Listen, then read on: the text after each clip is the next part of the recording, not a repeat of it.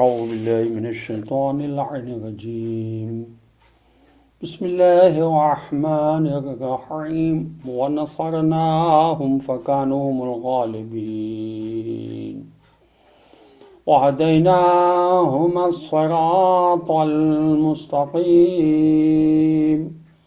وتركنا عليهما في الآخرين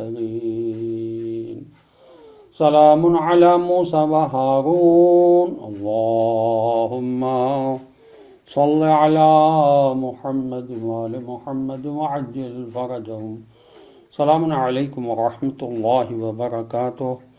اللہ تبارک و تعالیٰ کا شکر ہے کہ میں نے سورہ صافات جو قرآن مجید کا 37 نمبر کا سورہ اس کی آیات 116 سے لے کے 120 تک کی تلاوت کا شرف حاصل کیا۔ آیت نمبر 116 کا ترجمہ یہ ہے، اور ہم نے ان کی مدد کی تو وہی غالب آنے والے ہو گئے۔ آیت کہے گی کہ دوسرا احسان یہ ہوا کہ فرعون جیسی طاغوتی سپر طاقت پر بنی اسرائیل جیسی ایسی قوم کو فتح و غلبہ عنایت فرمایا، اور فرعون اور فرعونیوں کو غرق آب کر دیا۔ آیت نمبر 117 کا ترجمہ یہ ہے، اور ہم نے ان دونوں کو روشن کتاب دی۔ تیسرا احسان یہ ہوا کہ ان دونوں کو توریت جیسی عظیم کتاب عنایت فرمائی جو بنی اسرائیل کے لیے دونوں جہان کی سعادت لے کر آئی۔ آیت نمبر 118 کا ترجمہ یہ ہے، اور ان دونوں کو سیدھا راستہ ہم نے دکھایا۔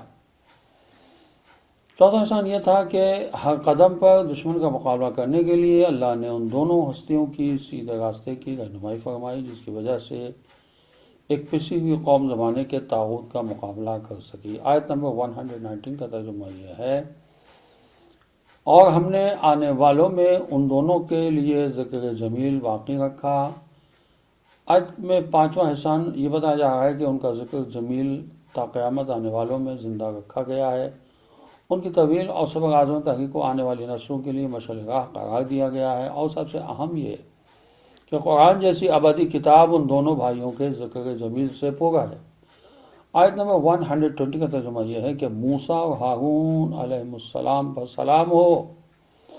آج چھٹا احسان یہ بتا رہی ہے کہ ان دونوں بھائیوں پر اول تو اللہ تعالیٰ کی طرف سے سلام و محبت ہے، دوم یہ کہ آنے والی تمام نسلوں کی طرف سے تا قیامت سلام و محبت کا سلسلہ جاری رہے گا۔ اللہ ہمارے دلوں میں قرآن کی محبت ایسی ڈال دے کہ ہم اس سے متمسک ہو جائیں، قرآن کو سمجھنے کی کوشش کریں، اس پر عمل کرنے کی توفیق عطا ہو۔ والسلام علیکم ورحمۃ اللہ وبرکاتہ۔